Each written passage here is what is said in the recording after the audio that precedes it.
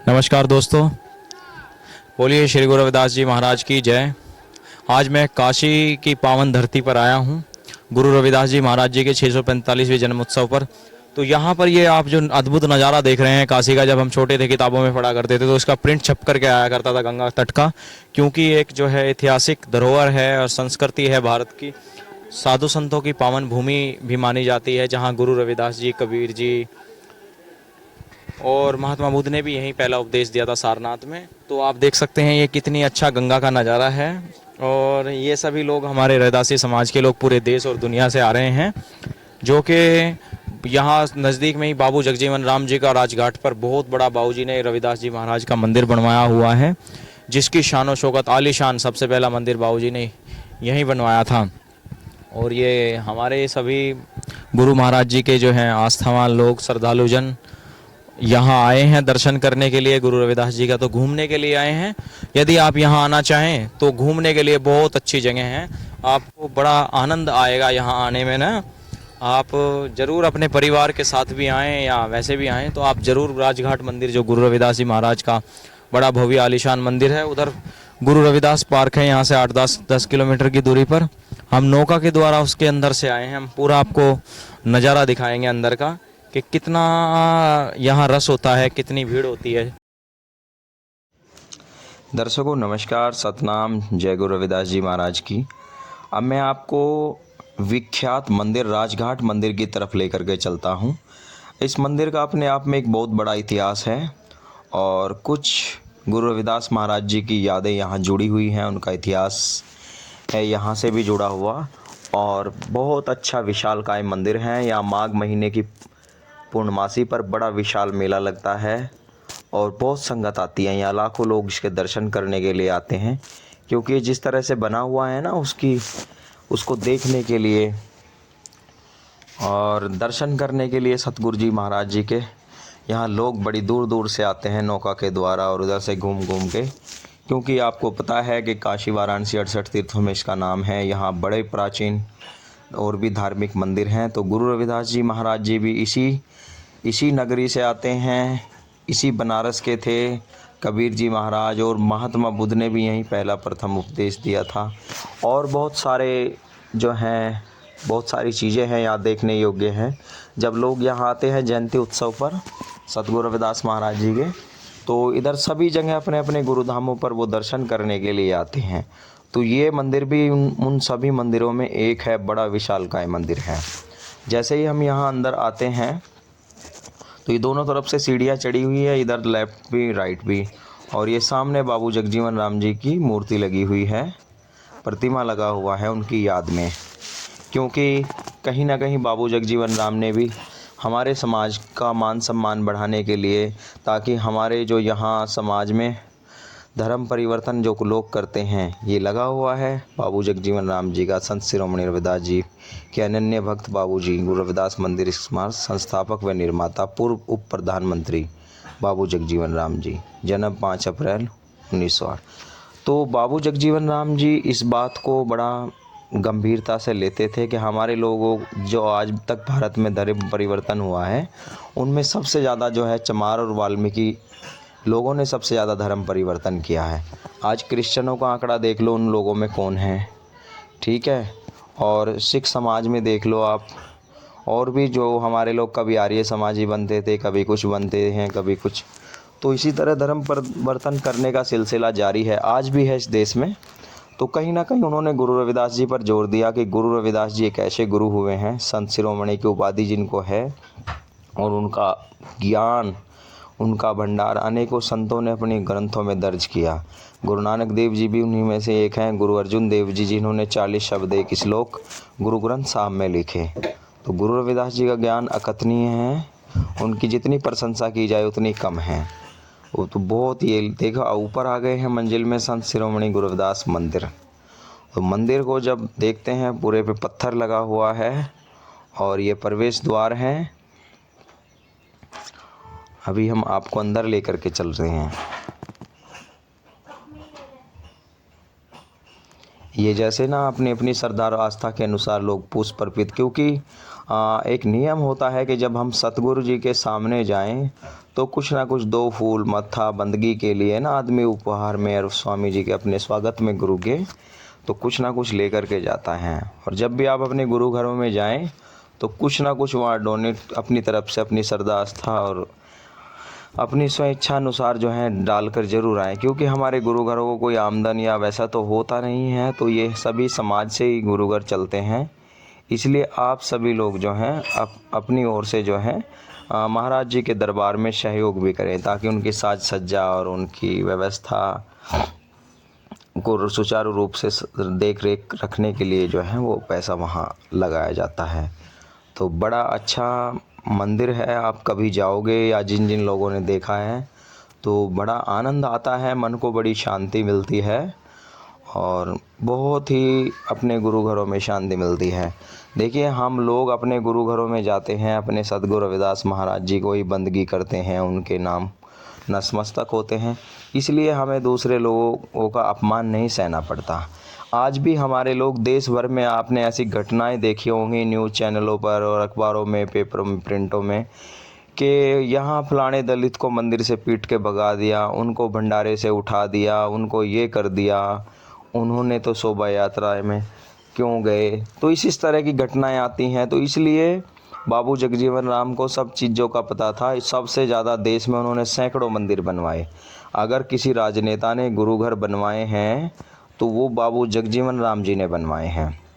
उन्होंने ही हरिद्वार में जो हर की पौड़ी है वहाँ पर गंगा के जस्ट बराबर में एक बहुत बड़ी बात है कि हिंदुओं के बीच में गुरु रविदास जी महाराज को स्थापित करना। जिन पंडित पुजारियों से महाराज जी का ज्ञान में तर्क में विवाद रहा है, उन्होंने अपने ज्ञान से उनको झुकाया और गुरु रविदास जी महाराज का हरिद्वार हर की पौड़ी के बराबर में गुरु रविदास जी का टेंपल बनवाना बहुत बड़ी बात। वैसे ही ये राजघाट मंदिर है, यहाँ पर भी गुरु रविदास जी का बहुत विशालकाय बाबू जगजीवन राम जी ने मंदिर बनवाया है। ये क्यों बनवाया है ये भी आपको बताते हैं। और ये बहुत अच्छा, और ये बताया जाता है जो असली प्रतिमा जो महाराज जी का असली स्वरूप बताया जाता है, ये इस तरह का ही बताया जाता है जो इसमें लगा हुआ है। संगमरमर की मूर्ति लगाई हुई है, लोग अपने अपने मत अनुसार दिए जगाते हैं, अब महाराज जी से मनोकामना की कामना करते हैं और सतगुरु के दरबार में कामनाएं पूरी होती भी हैं। सतगुरु जी महाराज ने लाखों करोड़ों जीवों के लिए कल्याणकारी हैं और बड़ी आस्था रखते हैं पंजाब, हरियाणा, पश्चिम यूपी के लोग और महाराष्ट्र के। और अभी तो जागृति फैल रही है, पूरे देश भर में जो है लोगों को गुरु रविदास जी के बारे में पता चल रहा है कि भाई गुरु रविदास जी इतनी बड़ी शक्ति हुए हैं। तो सभी उनके ज्ञान को, उनकी वाणियों को पढ़ने का कार्य कर रहे हैं। उन्होंने, गुरु जी ने, महाराज ने अपनी वाणियों में इतनी अच्छी अच्छी बातें लिखी हैं कि जब उनको पढ़ते हैं तो अंतर का पर्दा खुलता है, पता चलता है अरे हमने कितनी रहस्यमयी कुछ चीज़ों को हम छोड़े पड़े थे। महाराज जी ने बहुत अच्छे अच्छे उसमें खुलासे कर रखे हैं। मृग मीन भरंग पतंग कुंचर एक दो विनाश पंच दो का साथ जामे तामित एक इतिहास। गुरु रविदास जी महाराज ने कहा कि मृग जो हिरण होता है, हिरण को बोलते हैं मृग, मीन मछली को बोलते हैं, पतंग कुंचर हाथी को बोलते हैं, ये सभी जीव एक एक दोषों के कारण मारे जाते हैं, लेकिन इंसान 5 दोषों के कारण मारा जाता है, काम क्रोध मोह लोभ। तो इसलिए हम लोगों को बड़ा ही सावधानी पूर्वक अपना जीवन बिताना होता है। इंसान के जीवन में बड़ी कठिनाइयाँ होती हैं, तो वो कठिनाइयाँ सब जो है सतगुरु के जब मार्ग पर हम जुड़ते हैं, उनसे लगते हैं, उनके आध्यात्मिक चिंतन मनन करते हैं, फिर हमारा जीवन जो है बहुत आसान हो जाता है और घर गृहस्थी भी हम लोग चलाते हैं, उसमें बंधे हुए होते हैं। तो जैसे महाराज जी रविदास जी महाराज नशाखोरी से हमारे लोगों को मुक्त कराया, उनको कहा भाई रैदास मदरा क्या पीजिए, चढ़कर जा उतराए, नाम महारस पीजिए, चढ़े नहीं उतराए। तो उस तरह से अपने पावन उपदेशों से समाज की कुरीतियों का नाश किया और उन्होंने पूरे भारत देश के साथ साथ विदेशों का भी भ्रमण किया। और महाराज जी का पूरा जीवन जो है समाज उत्थान में ही लगा। उनका नाम आज हमारा गर्व से सीना चौड़ा हो जाता है जब सतगुरु रविदास जी महाराज का कहीं नाम आता है। इसलिए हम उनको दिन में 100 बार बंदगी करते हैं और करनी भी चाहिए। यहाँ इतने बड़े गुरु हुए, हम उनको छोड़ करके कहीं कहीं पहाड़ों गुफाओं में और इधर उधर जाके मत्थे पटकते हैं, तो उससे अच्छा है कि अपने गुरु को ही नतमस्तक हों। ये जो राजघाट मंदिर है, इसका अपना एक इतिहास है। गुरु रविदास जी महाराज के विषय में कहते हैं कि बाबू जगजीवन राम जी एक अपने समय में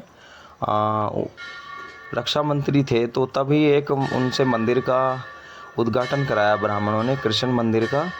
तो फिर उन्होंने कर तो दिया मंदिर का उद्घाटन, लेकिन ब्राह्मणों को बाद में ये बात पता चली कि वो जो हैं उद्घाटन करने वाले जिन्होंने इसका उद्घाटन किया है मंदिर का, वो तो चमार थे। तो फिर उन्होंने उसको गंगा जल से धोया, कहीं कुछ किया, कहीं कुछ किया, शुद्धिकरण किया। तो उस तरह से वो बाबू जगजीवन राम जी को पता चला कि भाई अच्छा ऐसे ऐसे बात है।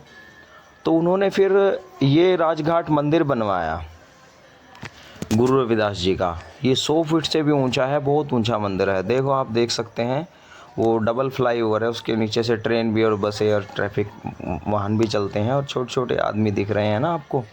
ये सभी पूरा नज़ारा है ये गंगा का, और ये पूरा ऊपर से दिखाई देता है। तो बड़ा अच्छा लगता है यहाँ आकर के, इसका सौंदर्यकरण और उसकी भव्यता। क्योंकि काशी वाराणसी जब लोग जाते हैं तो घूमने भी जाते हैं। तो आप जब भी कभी घूमने आए तो अपने परिवारों के साथ, अपने बच्चों के साथ में ज़रूर राजघाट मंदिर हो गया, रामनगर किला हो गया, गुरु रविदास जी महाराज की जन्मस्थली हो गई सीर गोवर्धनपुर वाराणसी, वहाँ भी ज़रूर जाएं। तो मेरा कहने का मतलब यही है कि राजघाट, और ऐसा कहते हैं कि यहीं गुरु रविदास जी महाराज ने अब वो 3.5 मन की जो शिला थी, जब ब्राह्मणों ने वो शर्त रखी थी कि जिसके पत्थर तैर जाएगा, वो उसको राजा ने आदेश दिया था कि वही काशी नगर में जो है पूरी शोभा यात्रा के रूप में उनकी निकाली जाएगी, जो विजय। तो गुरु रविदास जी महाराज जी के सामने तो रिद्धियाँ सिद्धियाँ नतमस्तक चरण पकड़े बैठी रहती थी, महाराज के आदेश करें। तो 3.5 मन की शिला महाराज जी ने ऐसे ही इस गंगा जल में छोड़ी, तो वो शिला तैर गई थी। तभी गुरु रविदास जी महाराज को सोने की पालकी में बैठा करके काशी वाराणसी का चारों ओर से परिक्रमा कराई गई थी, और उनका स्वागत किया गया था चारों तरफ। गुरु रविदास जी एक शक्ति हुए हैं, न के व्यक्ति। उनकी शक्ति, उनके ज्ञान, वो केवल जो है अंधकार का पर्दा हटाने वास्ते जो है हमारे समाज के बीच आए थे। क्योंकि हमारे समाज को की छावड़ियों से भी बड़ी नफ़रत की जाती थी। तो भाई हम लोगों को अपने घरों में महाराज जी की प्रतिमाएं ज़रूर लगानी चाहिए, उनके फ़ोटो सुबह शाम भजन बंदगी करनी चाहिए उनको ज़रूर अपने ऑफिसों में, अपने दफ्तरों में गुरु रविदास महाराज जी का आप फ़ोटो प्रिंट करा करके ज़रूर लगाएं। अब मेरा कहना यह है आप सभी लोगों से कि इस भारत की उल्टी रीत, यहाँ कदर नहीं इंसानों की, महापुरुषों का मान ना हो, यहाँ पूजा हो शैतानों की। हमारे जो लोग हैं ना, उन्होंने कभी भी अपनों को सम्मान नहीं दिया, हमेशा दूसरों को कि भगवान इनको भगवान दिखाई देते हैं और अपने भगवान इनको भगवान नहीं। जबकि बाबू जगजीवन राम ने इतना काम किया समाज के लिए कि इतना अन्य किसी भी राजनेता ने नहीं किया। हमारे संतों को, हमारे लोगों को बाबू जगजीवन राम जी की फ़ोटो, प्रतिमाएं उनकी अपने गुरु घरों में, आश्रमों में, और हम सभी लोगों के मंच स्टॉलों पे भी लगनी चाहिए। वो इसलिए कि 1934 में बाबू जगजीवन राम ने सबसे पहली जयंती कलकत्ता में मनाई थी। बाबू जगजीवन राम ने देशों विदेशों तक गुरु रविदास जी महाराज का प्रचार किया। वो इतने बड़े प्रचारक के रूप में हुए कि सबसे ज़्यादा प्रचार उस समय में एक राजनेता के रूप में रहते हुए उन्होंने ही किया। जो दिल्ली का तुगलकाबाद मंदिर था, मैं वहाँ गया था, मैंने एक पत्थर देखा था उस मंदिर के ऊपर लगा हुआ। उस मंदिर में मूर्ति का उद्घाटन भी बाबू जगजीवन राम जी का ने ही किया हुआ था। उस पर लिखा हुआ था साफ साफ अक्षर पे, पत्थर पे, कि इस मंदिर की मूर्ति का उद्घाटन बाबू जगजीवन राम जी ने किया। तो भाई बाबू जगजीवन राम जी की प्रतिमाएं आप सभी ज़रूर लगाएं। और बाबू जगजीवन राम ने हमारे समाज के लिए, हमारे गुरुओं के लिए बहुत काम किया है। आप उनको कभी पढ़ें, उनका अध्ययन करें। और ये मीरा कुमार जी और उनके बेटे के द्वारा जो हैं यहाँ सत्संग आयोजन किया जाता है, इतना अच्छा आलीशान ये टेंट वगैरह लगा करके, बहुत बढ़िया भव्य गुरु रविदास जयंती पर्व पर यहाँ सभी लोग आते हैं। सभी के लिए समान रूप से गुरु रविदास जी महाराज के द्वार खुले हुए हैं। तो 1433 की माघ सुदी 15 दुखियों के कल्याण हित प्रकटे गुरु रविदास जी का अवतरण हुआ तो दीन दुखियों, गरीबों, मजलूम को, बेसहाराओं को सहारा मिला। उन्होंने अपने ज्ञान के प्रकाश से हम लोगों के अंधकार में जीवन में उजाला किया। तो बहुत अच्छा लगा यहाँ आकर के। और बहुत भव्य मंदिर है राजघाट मंदिर काशी वाराणसी का। आप सभी लोग जब आएँ तो इधर देखें, ये साज सज्जा और बहुत सुंदर सत्संग और बड़े बड़े अच्छे अच्छे वक्ता और विद्वान लोग जो हैं यहाँ संबोधन करते हैं, महाराज जी की वाणियों का व्याख्यान करते हैं। और उनके मंदिर में जो है उनकी वाणियों का जाप होता रहता है, उनकी हिंदी अनुवाद कर कर के वो लोगों को बताते हैं। तो हम सभी लोगों के घरों में महाराज जी के ज्ञान का, उनकी वाणियों का प्रचार होना चाहिए, उनकी किताबें होनी चाहिए, ताकि हम लोग भी, हमारे बच्चे, हम लोग तभी तो दूसरों से तर्क करेंगे जब हम अपनों को पढ़ेंगे। जब हमने पढ़ा ही नहीं तो क्या तर्क कर लेंगे। इसलिए आप सभी लोग बाबू जगजीवन राम जी का भी फ़ोटो अपने आश्रमों में, अपने घरों में ज़रूर लगाएं। उन्होंने चमारों को, वाल्मीकियों को, अछूतों को रेलवे में, जहाँ भी फ़ौज में, इतनी ज़्यादा उन्होंने पट्टे की ज़मीनों दिलवाई, इतने काम करे ना, इतने अन्य किसी राजनेता ने बाबू जगजीवन राम के बाद आज तक हमारे समाज को उनके जैसा नेता नसीब नहीं हुआ। और वो ऐसे एक तरह के जो है महापुरुष हम उनको कहेंगे बाबू जगजीवन राम जी को। भले ही वो दुर्भाग्य रहा कि उनको प्रधानमंत्री नहीं बनाया हमारे मनोविरोधी लोगों ने। अगर वो बाबू जगजीवन राम जी एक बार प्रधानमंत्री बन जाते, आप चमारों की, अछूतों की तकदीर देखना फिर कैसी होती। आज हम लोगों की बड़ी बड़ी कंपनियां होती, हम लोग भी विकसित होते, क्योंकि किसी भी सरकारों ने निचले दबे कुचले लोगों को उठाने का काम नहीं किया। तो ये बड़ा दुर्भाग्य रहा। इसलिए हम लोग अपनी कर्म जीविका पर ही आधारित हैं। हम लोग अपनी कर्मशैली, अपने काम धंधों से ही अपने आप को अपनी लगन मेहनत से विकसित किया। तो आप सभी राजघाट मंदिर के दर्शन करने ज़रूर जाएं। सतनाम चमार।